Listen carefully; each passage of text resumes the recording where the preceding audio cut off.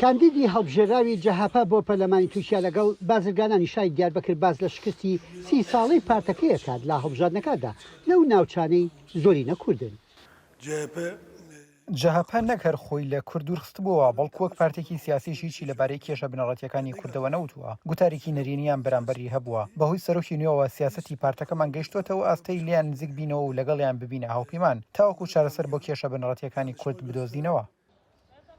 جەهاپا پارتی کەمال ئەتاتورکە دامەزرێنەری کۆماری تورکیا بە توندی سەرکوتی ڕاپەڕینەکانی ئەو سەرکوتی کردووە لە ململانیەکانی ئەم دوایانەی کورد و شەڕ لە پێناوی مافەکاندا جەهاپا تا ڕادەیەکی زۆر بێدەنگ بوو لە بەرامبەر پێشێکارەکانی مافەکانی مرۆڤ و ئەو داوایانەی بۆ دابینکردنی مافی کەمایەتیەکان دەکران بەڵام لە سەردەمی کەماڵ کلیژدار ئۆغڵوودا ئەو هەڵوێستە گۆڕاوە و بەڵێنی چاکسازی دیموکراسی داوە. زۆر سەختە جارێکی دی جەهاپا ببێتە هێزێکی سیاسی لە ناوچەکەدا بەڵام دەبێت دان بۆدا بنرێت جەهاپا هەنگاوی گرنگی ناوە کەمال کلیژدار ئۆغڵو گۆڕانکاری بەرچاوی هێناوەتەکایەوە دەبینین لەنێ ئەو گەنجانی یەکەم جارە دەنگ دەدەن مەیلیان بۆ جەهاپا هەیە. کلیژدار ئۆغڵو پشتیوانی پارتە سەرەکیە کوردیەکەی بەدەستێداوە لە ڕاپرسیەکانەوە دیارە لە ناوچەکە بەرەو پێشچوونێکی باشی پێبەخشیوە لە هەمبەر ڕەجەب تەیب ئەردۆغان ئەم کاندیدەی جەهاپا خەڵکی دیاربەکرا یەکێکە لە دیارترین داکۆکیکەرانی مافی مرۆڤی شارەکە و پشتگیری کارنامەکەی دەکرێت تەنانەت لەو ئەندامە توندانەی پارتەکەشیەوە.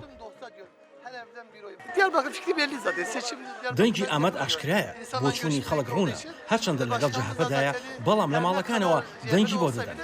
وەک هەندێک لە چاودێران دەیبین جەهاپا دەرفەتی باشی هەیە بۆ سەرکەوتنی ئەندامەکانی لە هەڵبژاردنی پەرلەماندا لە ناوچە کوردیەکاندا.